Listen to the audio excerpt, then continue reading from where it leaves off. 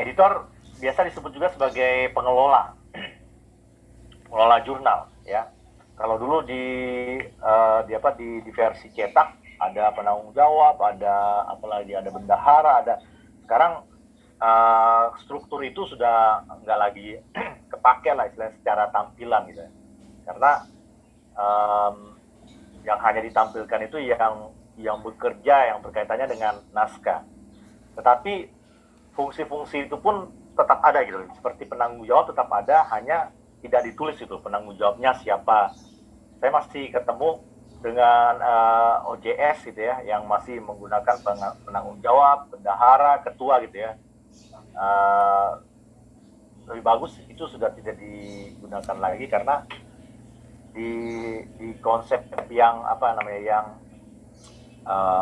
yang online ini, di paradigma online ini hanya yang berkaitan dengan naskah aja. Jadi ada chief, ada editorial board dan yang membantu asisten. Biasanya mereka di copy edit, proofread, layout.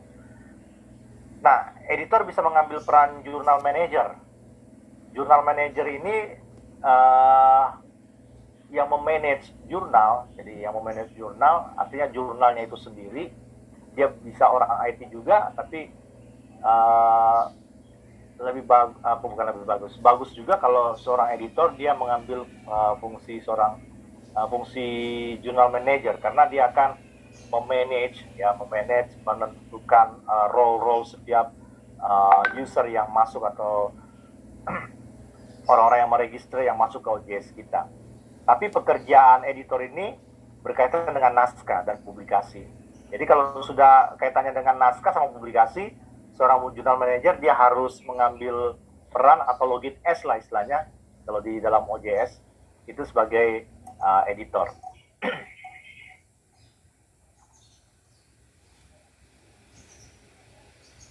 Kualitas sebuah jurnal ditentukan oleh kerja editor. Jadi jurnal itu akan berkualitas seperti apa ya editornya lah. Karena editor yang memegang peranan semuanya di dalam sebuah OJS jurnal. Editor yang baik adalah sebuah kerja tim. Kenapa saya katakan demikian? Ya memang bisa sih, bisa saja satu orang gitu ya, satu orang yang bekerja di sana, tapi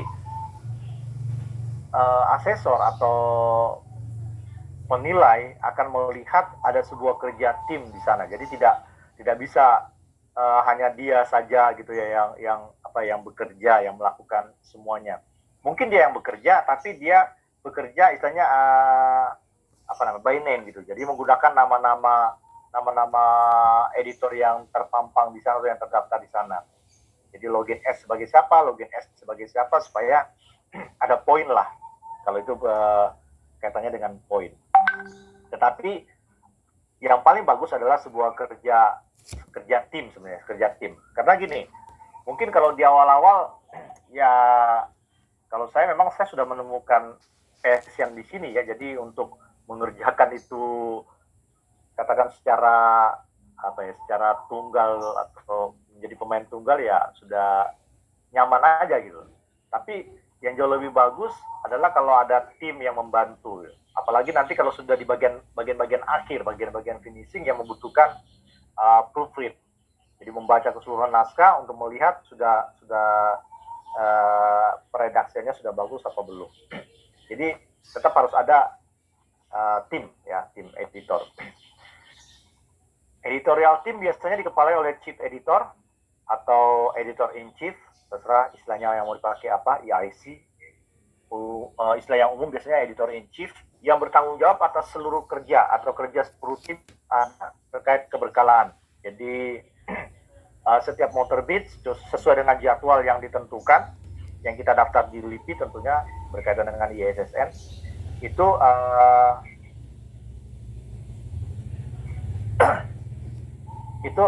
chief akan bertanggung jawab di sana. Nah, editor chief atau editor in chief itu bisa berfungsi sebagai managing editor. Nah, nanti ada versi ada struktur yang berbeda-beda dari masing-masing OJS tentang editorial ini, editorial team. Susunan tim editor bervariasi mengikuti kebijakan di masing-masing jurnal. Jadi tidak ada pakemnya harus chief, lalu harus ada managing, harus ada enggak. Itu nanti diatur sendiri. Ya, ada juga associate, editorial associate itu yang mungkin dia bertugas untuk mencari naskah dari luar, yang apa namanya, yang mempersiapkan diri untuk go internasional, biasanya ada associate-nya. Seorang editor harus memiliki jejak publikasi. Nah ini teman-teman memperhatikan ini. Jadi editorial itu bukan teknisi saja ya, bukan persoalan teknis saja, tapi substansi juga. Karena sebenarnya sekali lagi di awal ketika saya katakan jalannya sebuah OJS jurnal itu dipegang oleh atau bergantung oleh editor, karena keseluruhan OJS itu akan bergantung betul pada seorang editor. Artinya editor memainkan peran penting terhadap sebuah naskah, apakah naskah itu akan diterbitkan atau tidak. Jadi ini memang peran kerja editor di sini sangat menentukan. Tidak melebih-lebihkan, tapi memang itulah. Itu sebabnya seorang editor bukan seorang yang hanya tahu secara teknis bagaimana mendistribusikan naskah, bagaimana memilih reviewer, bagaimana memperbaiki kesalahan redaksi. Enggak. Dia juga harus menjadi semacam wasit antara author sama reviewer. Kadang-kadang kasarannya, mungkin bahasa vulgarnya, bisa saja editor mementahkan keputusan reviewer, bisa saja. Saya katakan bisa saja, tapi jangan terus-terusan gitu ya. Jangan terus-terusan seperti itu, karena itu nggak bagus juga. Kenapa demikian? Kadang-kadang ada keputusan reviewer yang ketika kita mempertimbangkan naskah itu, wah kayaknya nggak harus di reject, nggak harus ditolak gitu ya, masih bisa dipertimbangkan lagi ya. Jadi memang editor harus memiliki jejak publikasi. Dia adalah orang yang pernah dan aktif dalam mempublikasi, dalam menulis dan mempublikasi tulisannya. Dan itu bisa ditunjukkan melalui paling minim atau paling rendah adalah Google Scholar, memiliki akun Google Scholar atau memiliki Google Scholar ya. Kenapa saya katakan paling rendah? Karena Google Scholar ini adalah pengindeks yang dianggap paling rendah. Paling rendah karena memang screeningnya tidak begitu kuat dibanding yang lain di OAJ ataupun Scopus atau Web of Science. Jadi sebabnya sekali lagi seorang editor harus punya Google Scholar, itu menjadi kewajiban. Nah ini ada beberapa contoh tentang atau bentuk-bentuk editorial team. Saya mengambil dari beberapa yang umum di sini, OJS umum, jurnal umum. Di sana ada yang menggunakan managing editor dan ada yang tidak gitu ya. Ada editor in chief, associate editors, lalu ada editorial board, dan ada copy editor. Lalu ada yang satu ada editorial in chief, ada managingnya, langsung editorial board. Ini ada selera masing-masing mau seperti apa. Nah, kami sendiri mengambil pola seperti ini. Ini editorial board di tempat kami di Kurios. Ada editor in chief. Di sini ada Pak Ketua juga mengikuti acara ini. Lalu saya sebagai managing editor. Lalu nanti ada editorial board. Inilah yang campuran dari berbagai STT. Dan ada editor yang membantu di bagian akhir, di bagian editing ya, bagian finishing lah, seperti membuat copy edit, memeriksa redaksi, lalu melayout. Walaupun pada akhirnya ya saya lagi ya, tapi teman-teman bisa menunjuk orang lain untuk mengambil fungsi ini. Itu memang jauh lebih bagus sebenarnya. Hanya memang kadang-kadang untuk melakukan ini memang perlu passion tersendiri lah. Jadi itu editorial team, silakan teman-teman membentuknya atau membuatnya sesuai dengan kepentingan seperti apa. Kenapa ada managing editor, kenapa ada editor in chief, nanti kita lihat tugasnya masing-masing. Nah, editor in chief itu bertanggung jawab terhadap proses yang ada di dalam OJS, mengawasi proses keputusan, mengawasi proses dan keputusan editorial, membuat isu atau penjadwalan, schedulingnya seperti apa, volume 1 nomor 1 bulan apa, volume 1 nomor 2-nya bulan apa gitu ya, kalau dia frekuensinya 6 bulanan, atau kalau 4 bulanan juga seperti apa, terserah. Itu chief akan, atau managing editor juga, antara dua orang ini yang akan membuat itu. Lalu keputusan-keputusan, kadang-kadang ada editorial atau editorial board atau section editor yang kita berikan tugas terhadap naskah tertentu dan mengalami kesulitan untuk mengambil keputusan, kita bisa mereka bisa berkonsultasi kepada kita untuk mengambil keputusan dengan sebuah naskah. Biasanya ini kalau ada dua reviewer dipakai dan masing-masing rekomendasinya sangat jauh bertolak belakang, satu mungkin decline, yang satu ya accept, itu kan sangat jauh bertentangan, atau yang satu decline, yang satu revision required. Ini kan lalu bagaimana saya harus memberikan keputusan yang mana? Yang satu suruh tolak. Penolakan reviewer itu kan ada dua, bahasa yang agak lembut sama bahasa yang agak frontal. Bahasa yang frontal ya itu tadi, decline. Bahasa yang agak lembut, submit elsewhere. Itu sebenarnya menolak juga, mereject, tapi bahasanya agak lembut. Nah, editor chief bisa memberikan saran atau memberikan nasihat, atau diajak untuk berembuk mengenai keputusan itu. Jika di dalam editorial team terdapat peran managing editor, maka penugasan naskah kepada editor dan section editor dilakukan olehnya. Jadi ada yang tadi ada yang struktur, ada yang menggunakan managing, ada yang tidak. Kalau di dalam struktur itu tidak ada managing editor, maka editor in chief akan melakukan fungsi atau tugas managing editor. Tugasnya ngapain? Nanti kita juga bisa lihat. Tugasnya ya yang paling awal adalah mendistribusikan naskah, menugasi sebuah naskah akan dieditori oleh siapa gitu ya. Jadi editorial board itu menerima tugas dari seorang managing editor atau seorang chief.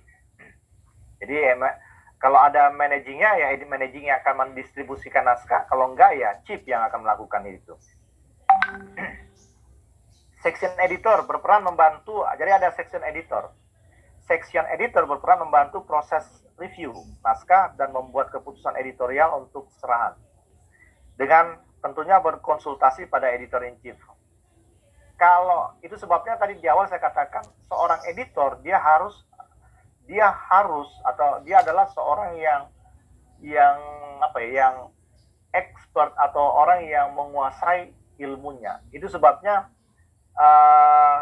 saran saya jangan menugasi editor asal saja gitu, karena nanti dalam penilaian asesor akan kelihatan itu, akan terlihat, akan ada karena dalam pengajuan akreditasi ketika kita mengisi borang melalui Arjuna, dan mereka akan meminta akses sebagai editor untuk masuk ke dalam OJS kita, mereka akan lihat itu, mereka lihat, oh ini kan ada, makanya di reviewer juga teman-teman membuat kepakarannya seorang reviewer di mana gitu loh.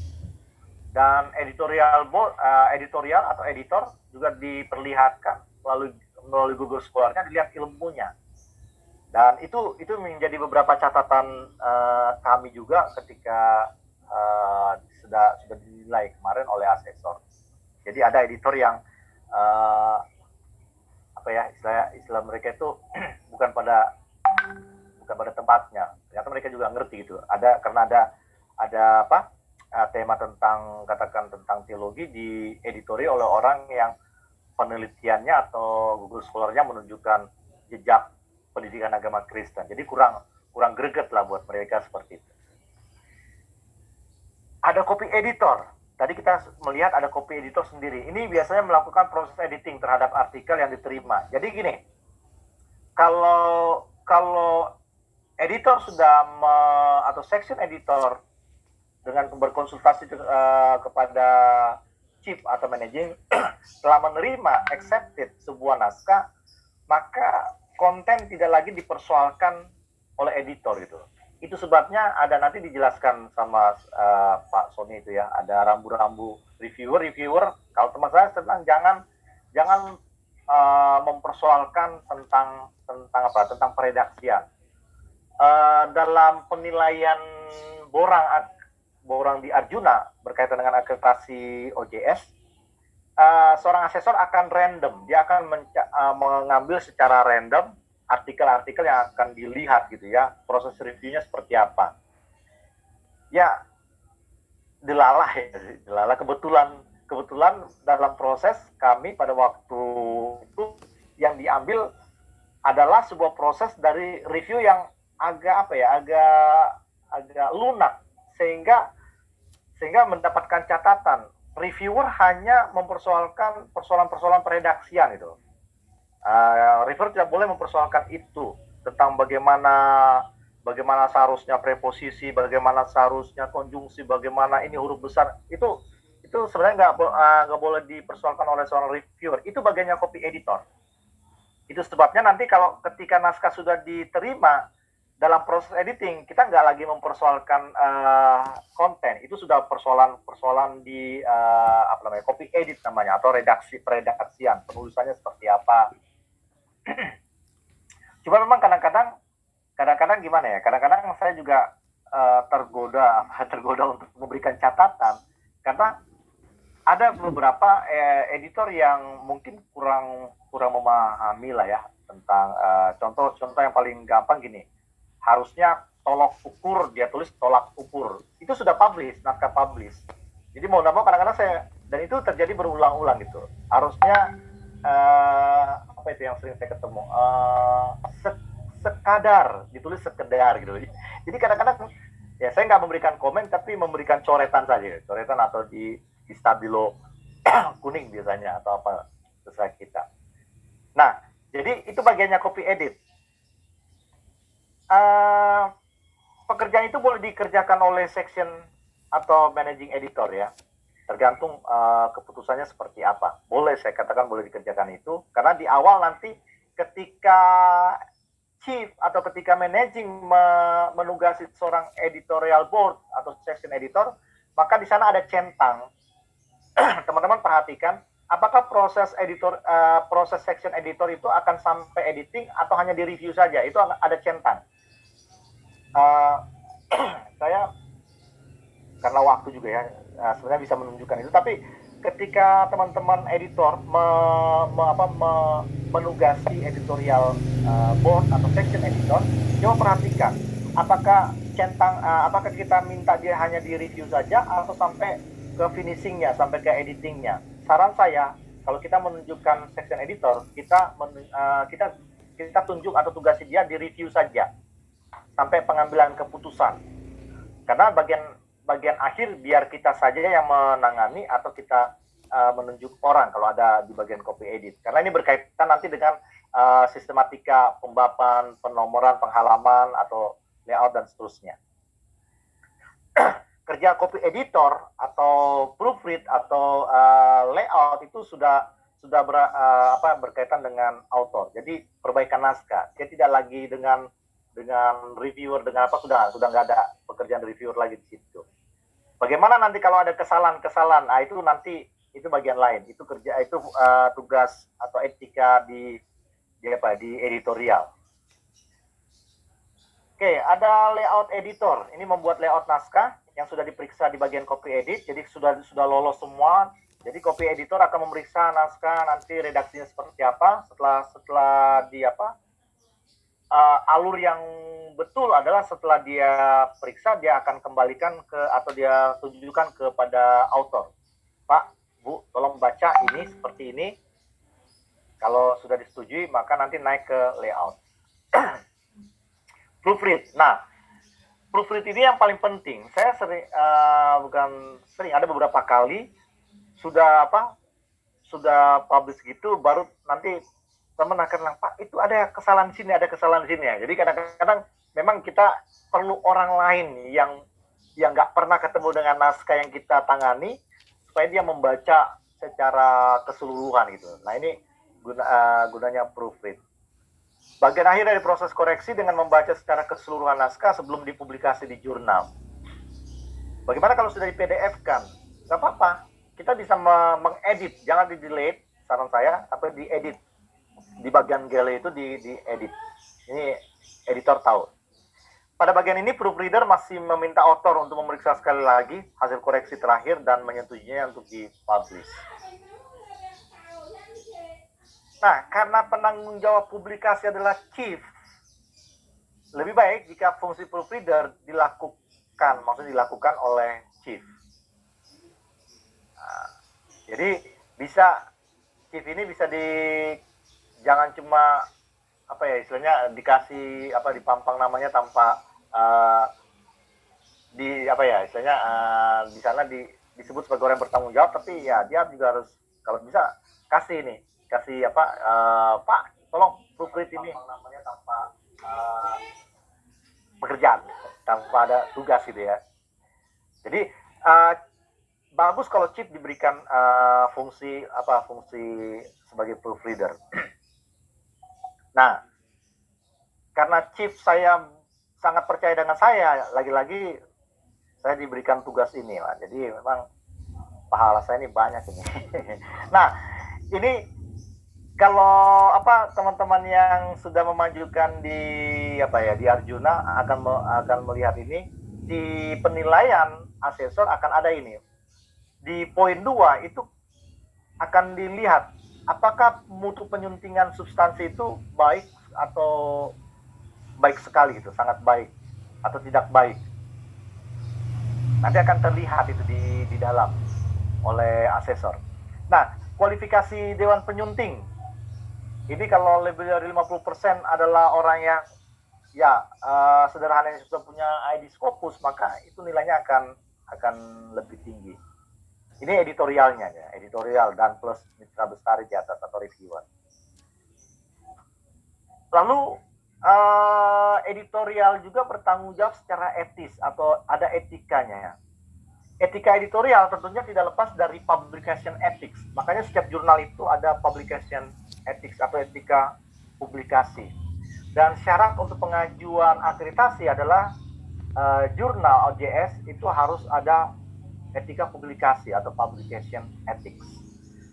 Publication ethics itu harus mengacu, ini bukan kopi atau sebenarnya kopi, ada huruf E-nya hilang ya. Committee on Publication Ethics. Itu di publicationethics.org. Bisa dilihat di sana. Jadi mengacu pada ketentuan-ketentuan yang sudah dibakukan. Editor pertama-tama harus memperhatikan aturan main yang berlaku. Jadi ada etika publikasi yang secara umum.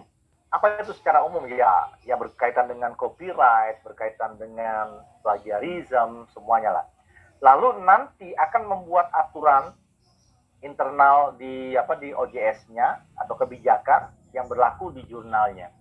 Masing-masing jurnal mungkin punya ciri khas tersendiri, tapi secara umum ada publication ethics-nya ada. Jadi etika untuk editor apa, etika untuk reviewer apa, author apa gitu. Termasuk persoalan copyright. Copyright-nya kita akan menentukan copyright sebuah naskah ini akan dipegang siapa? Apakah author tetap berhak memegang copyright-nya atau OJS atau jurnal gitu. itu kita buat ya, Creative Commons lah biasanya yang kita gunakan.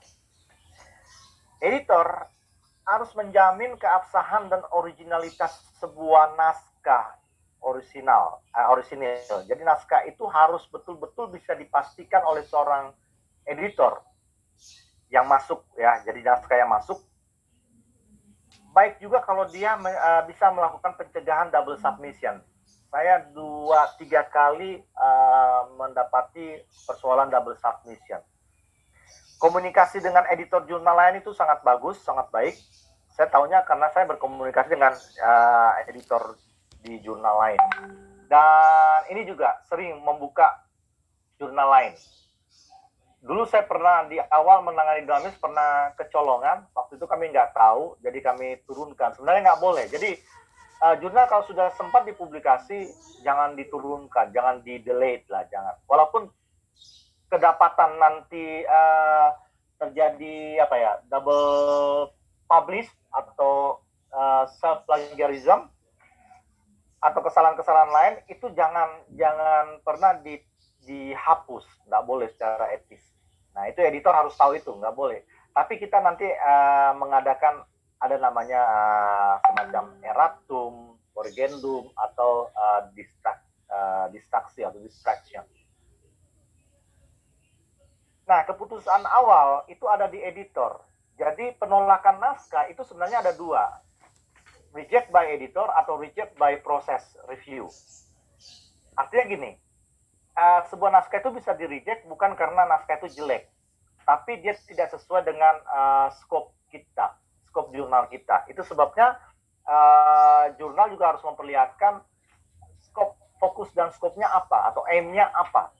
Jurnal ini walaupun jurnal teologi, tapi dia lebih memfokuskan apa.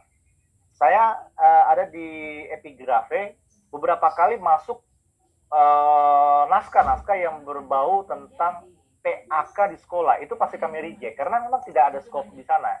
Epigrafe adalah jurnal teologi dan pelayanan. Jadi kalau dia berkaitan dengan pelayanan pengembalaan praksis, apalagi itu akan mudah diterima di awal, sangat terbuka untuk diterima di awal. Tapi kalau dia sudah berkaitan dengan kurikulum, dengan metode belajar di sekolah, itu apalagi PTK gitu, itu pasti di reject. Karena bukan karena jelek, sekali lagi tidak, tetapi karena tidak di scope kami gitu, tidak di scope-nya Epigraph. Nah, editor bisa mereject itu di awal. Jadi editor harus memperhatikan ini. Naskah yang sudah didistribusikan itu memang di awal sudah dia perhatikan, sudah sesuai dengan scope, sudah sesuai dengan fokusnya, ya. Sudah dicek plagiarismnya, sudah dicek dia tidak melakukan double submission. Itu sebabnya teman-teman kalau melihat naskah, biasanya saya sebelum saya cek di Turnitin, saya akan cek di Google Scholar judul ini gimana dengan judul-judul yang lain gitu. Beberapa waktu lalu sempat kecolongan gitu ya, saya hampir sempat kecolongan. Untungnya saya tuliskan di Google Scholar dan muncul judul ini persis gitu, hampir sama persis. Akhirnya ya saya hubungi penulisnya, Pak, sudah pernah melakukan publish. Nah, seorang editor dia harus fair play. Jadi bukan cuma pemain bola, tapi editor juga harus fair play. Dalam arti gini, dia harus menghindari persoalan-persoalan yang harus jauh lah dari kepentingan konflik kepentingan atau intrik gitu ya. Jadi memang dia harus betul-betul, kalau naskah itu bagus ya sudah, dia nggak boleh mereject, karena gini, hanya editor yang tahu siapa penulis dari sebuah naskah. Nah itu sebabnya saya sarankan kepada teman-teman gini, kalau ada di editorial team, ada yang namanya masthead atau struktur itu yang kita perlihatkan dan orang melihat, oh ini chiefnya ini, managingnya ini, lalu editorial boardnya ini. Tapi ada yang namanya juga roles itu nanti peran-perannya itu yang ditentukan oleh managing memang. Artinya gini, tidak semua editor ada di dalam editor. Jadi editor ini harus dibedakan, editorial yang ada di masthead atau struktur dengan editorial yang ada di roles. Maksudnya gini, editorial board itu jauh lebih bagus kalau teman-teman semua masukkan mereka di dalam section editor. Kenapa? Karena seorang section editor hanya bisa melihat naskah yang ditugasi kepadanya. Jadi kalau umpamanya saya seorang managing, lalu ada Pak Soni, terus ada Pak Ayub. Mereka sebagai section editor, saya akan menugasi naskah-naskah tertentu saja yang akan saya tugasi kepada mereka sebagai editor atau sebagai section editor gitu. Nah, mereka nggak bisa melihat naskah yang lain. Tapi kalau kita masukkan mereka semua editorial board di dalam role editor, maka mereka akan bisa melihat naskah yang lain. Itu akan mengundang ya entah apa namanya. Bisa jadi yang menuliskan penulis itu penulis dari sebuah naskah kita kenal, lalu dia bilang, wah saya tahu naskahmu dieditori oleh ini gitu. Saya pernah dihubungi oleh seseorang dari UKIM Maluku sana ya. Dia bilang salam, terus kenalan, dia bilang saya mereview naskahnya. Wih, dari mana dia tahu ya, pikir saya gitu loh. Kenapa dia bisa tahu saya mereview naskahnya? Ya itu itu kebijakan kembali kepada editor. Karena gini, tidak semua OJS harus dengan double blind, tidak, karena ada single blind gitu ya. Itu kebijakan juga. Ada yang melakukan single blind, ada yang melakukan double blind. Jadi seorang editor atau editorial team, editor, section editor itu harus bermain secara fair gitu ya. Jadi tidak melakukan pola ad hominem, apalagi ad hominem. Wah, saya nggak senang dengan orang ini, tingkahnya apa. Tapi kalau memang naskahnya layak, naskahnya baik-baik saja, ya sudah. Kita harus fair dengan itu, kita masukkan. Menjaga kerahasiaan naskah, itu sebabnya ini harus bisa dilakukan oleh editor, section editor.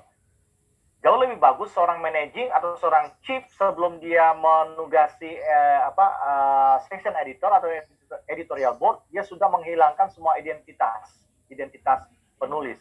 Karena kadang-kadang editorial board ketika ditugasi dia hanya langsung dia cari reviewer tanpa melihat, membaca naskah. Nah, saran saya, editor, teman-teman editor, sebelum kita mencari reviewer, kita baca juga itu naskah itu. Kita baca naskah itu. Supaya nanti dalam prosesnya kita bisa menentukan reviewernya siapa gitu ya. Sesuai dengan kepakaran ilmu yang ada dalam naskah itu. Jadi ini harus diperhatikan. Dan juga setelah menghilangkan identitas di Word itu ada yang namanya menginspek dokumen. Kalau Bapak Ibu perhatikan di bagian info itu ada namanya inspek dokumen. Nah, coba data tentang author itu diinspek, dihapus, supaya kadang-kadang ada Word di versi tertentu dia bisa melihat siapa yang mereview. Saya berpikir jangan-jangan dengan ini mereka bisa si author bisa tahu gitu ya siapa yang mereview gitu. Jika terjadi pelanggaran, nah ini yang tadi saya katakan, yang tidak disengaja, maka editor harus segera melakukan tindakan etis berupa penyampaian pengumuman kesalahan tersebut. Bisa dengan retraksi. Retraksi, apa itu retraksi atau retraction? Retraksi adalah penarikan naskah, baik secara utuh maupun sebagian, yang sudah diterbitkan karena ada kesalahan dalam publikasi. Entah itu secara self plagiarism, double submission, dan seterusnya. Yang paling umum adalah self plagiarism. Jadi kalau, itu tadi saya katakan, jangan pernah menarik atau mendelete gitu ya. Mendelete, ditarik memang, tapi tidak didelete. Terbitan itu tetap ada. Hanya di terbitan berikutnya kita mengadakan retraksi. Pengumuman bahwa naskah ini ditarik gitu ya. Boleh tetap menampilkan judul itu di situ, hanya ketika orang membuka itu sudah ada label retraksi. Nah, ketika terjadi ini kita harus melaporkan itu ke Anjani. Inilah fungsinya Anjani. Kita harus mendaftarkan itu di Anjani. Saya memberikan contoh, ini ada pelaporan retraksi, dan itu jauh lebih bagus. Kalau ini kita tidak lakukan, maka jurnal kita akan kena disinsentif 15 poin dan kena skor biasanya 1 tahun untuk tidak bisa mengajukan akreditasi. Bayangkan kalau kosong di tengah, berarti kita harus mulai lagi 2 tahun ke depan. Contoh umpamanya kita mulai 2019 kemarin, kita sudah mulai, tinggal di 2020 ini kita akan mengajukan akreditasi. tapi ada terjadi seperti ini, kita nggak laporkan, kita kena disinsentif. Pada waktu penilaian kita kena disinsentif, jadi kita kena katakan semacam skor tidak bisa 1 tahun mengajukan, panjang lagi kita akan mengajukan akreditasi. Jadi perhatikan ini, artinya apa? Bisa saja terjadi double submission atau self plagiarism. Self plagiarism itu maksudnya gini, penulis ya hampir sama dengan double submission. Dipublikasi lalu dia publikasi ke tempat lain, mungkin dengan judul yang agak berbeda tapi isinya kalau sama semua. Nah itu, dan itu harus dilaporkan. Lalu ada era korrigen.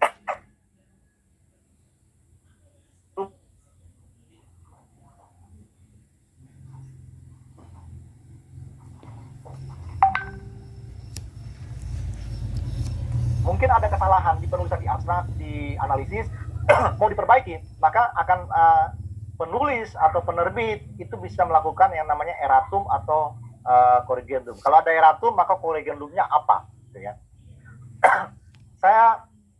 Semua perbaikan itu tidak menghilangkan naskah yang sudah publish.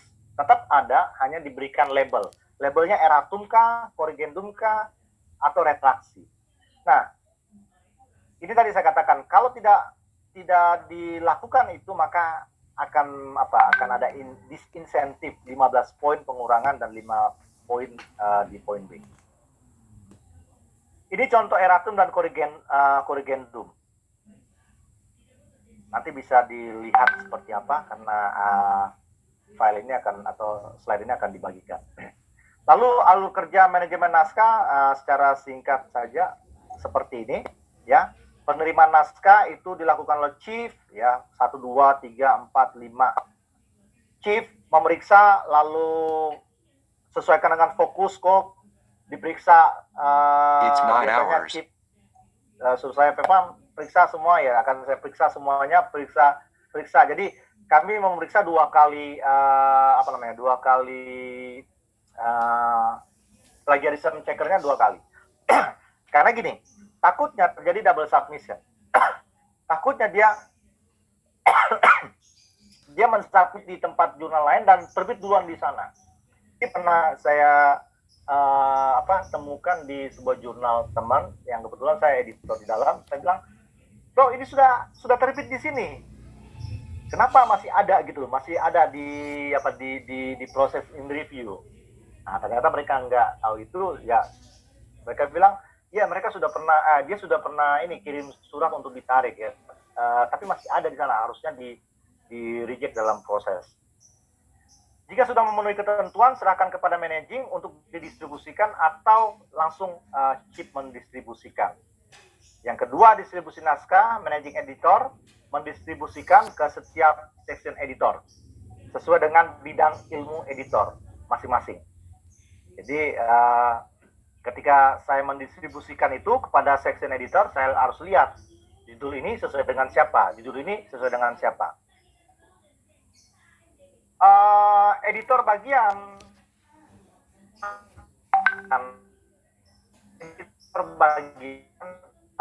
section editor ini sudah membersihkan seluruh identitas penulis sebelum reviewer. Lalu setelah itu sudah dipastikan ada ensuring itu ya, blind review. Lalu menunjuk reviewer sesuai kepakaran dan tema naskah. Jangan jeglek gitu ya, istilahnya sangat bertentangan gitu. Kita kasih pembahasan teologis atau teologi yang berkaitan dengan biblikal atau sistematika, padahal dia reviewer pendidikan agama Kristen itu kan tidak nyambung.